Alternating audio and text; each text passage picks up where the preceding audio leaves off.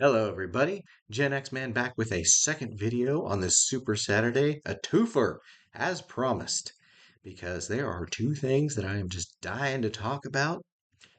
Get right into it. The new Fantastic Four trailer, teaser, hype reel, whatever you want to call it, has been released, and I am still excited for this. I'm still just eating it up and just being like, I mean, this trailer right out the gates, they start with the language that evokes, at least to me, what the FF is. We all know the story. And it's like, yeah, we all know the story. Yeah. Sucks you right in. Excellent. Perfect choice of words. Recaps their story. Doesn't get bogged down in unnecessary details. And this was all to evoke a feeling and a conception, and it works. It nails it with that the talk show from back in the day and so on. It's just, wife and I are huge retro nerds, huge retro nerds. I mean, as you've seen in my early videos, we call it the hippie room, but it's really a 60s era room. And this show, they didn't have to do as good a job on the details with this as they did, but they did. And it evokes a feeling like every vehicle, every bit of clothing, the architecture, the aesthetics are just spot on, just absolutely spot on. I mean, we sit around, we watch Me TV, we watch, Perry Mason and Adam 12 and so on and so forth. I just bought Battlestar Galactica, and this is just absolutely nailing the aesthetic of yesteryear. And it's just, dare I say, fantastic. The one little wrinkle that I was previously kind of about, and now I've kind of got to a neutral stance was the female Silver Surfer. Now I knew about the What If comic from ages ago. I knew in that What If universe, of course they were just comics back then. But the What If universe, Shalla had been chosen to be the Herald of Galactus instead of Norrin Radd. So this wasn't as jarring to me. It wasn't a straight up gender swap in my mind. I was like, oh, they're going with the AU where Shalabal was chosen. Okay, whatever.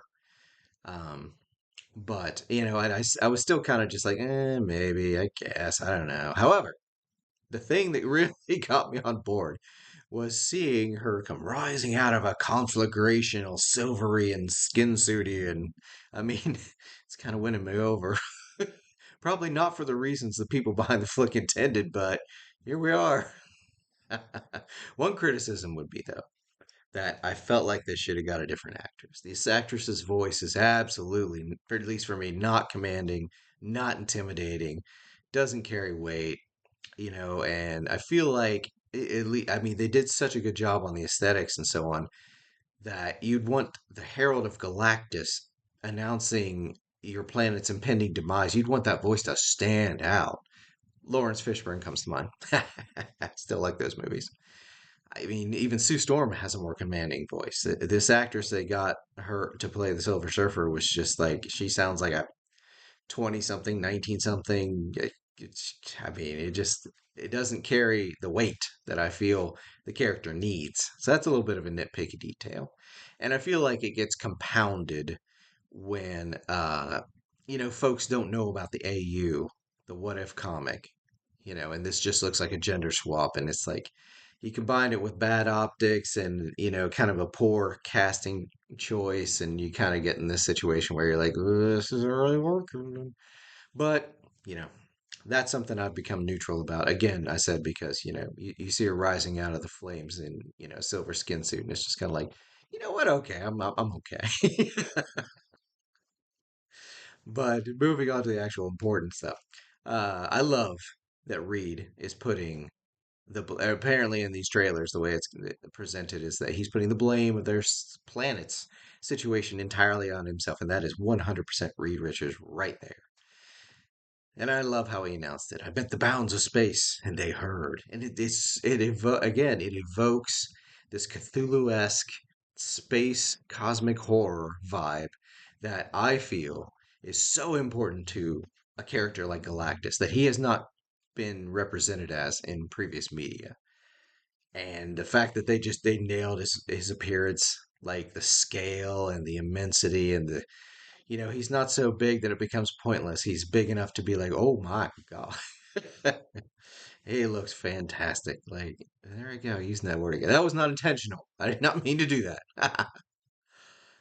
But also showing Reed having to admit he doesn't know when someone asks him, "Are we safe?"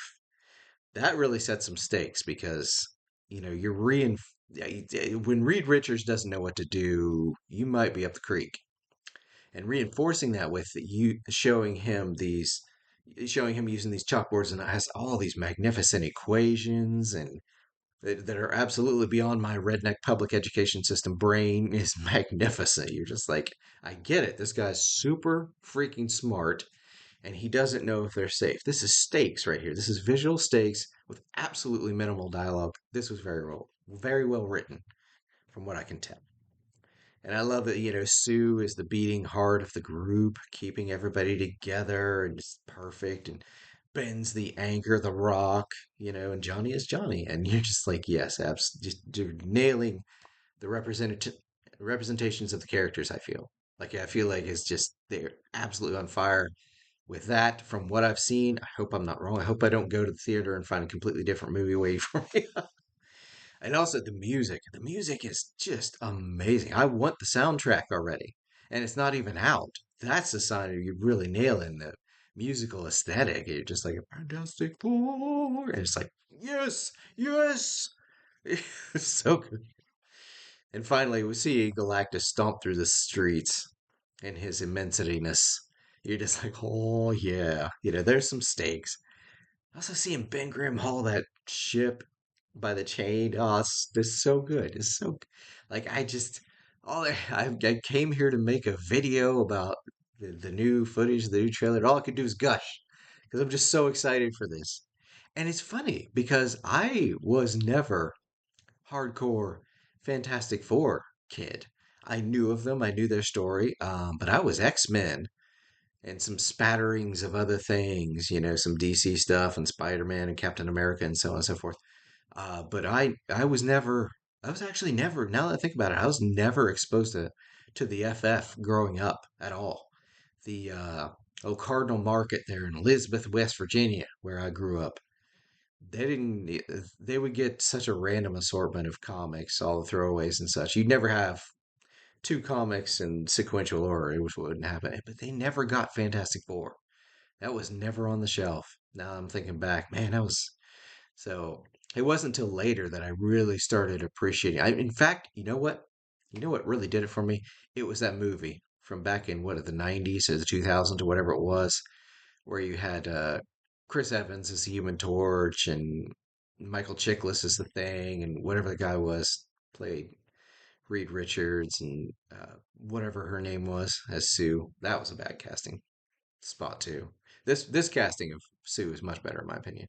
But I saw that movie and I really enjoyed it. I still enjoy it to this day. I still rewatch it.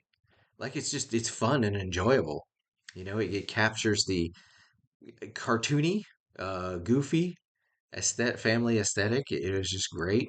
And the guy that had to play Doctor Doom, the guy from Nip Tuck, the ex-wife was all into Nip Tuck, so I knew about that. I knew about him, and I always thought he was a fine actor. And then to see him play Doom, and it was like a cultural phenomenon because you had a guy that was a star in a show all about the superficial nature of beauty, and then he's playing a Doctor Doom, whose entire point was that his scarring and such makes him put on the mask, and he's ashamed, and he can't be beautiful and so on and so forth. And you're just like, oh man, it's a cultural phenomenon. I enjoyed it. It wasn't bad. It wasn't bad.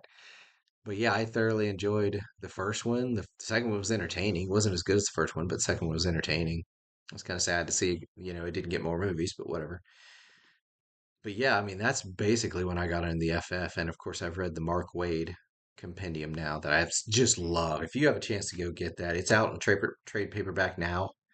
I forget the artist name, but that's definitely worth picking up. It captures the aesthetic very well.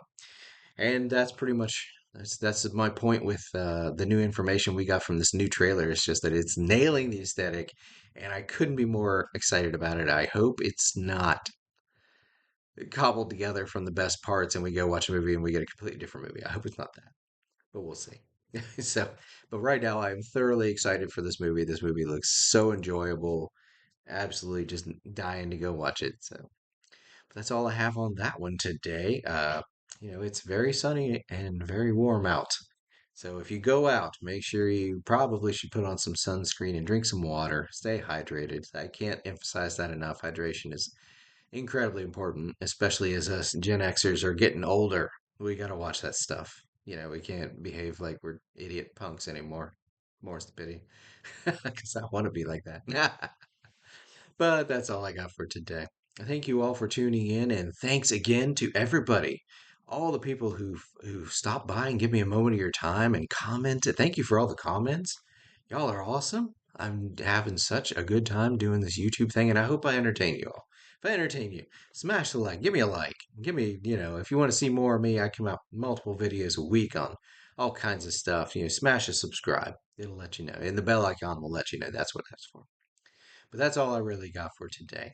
Now, put a smile on your face. Y'all have a good one.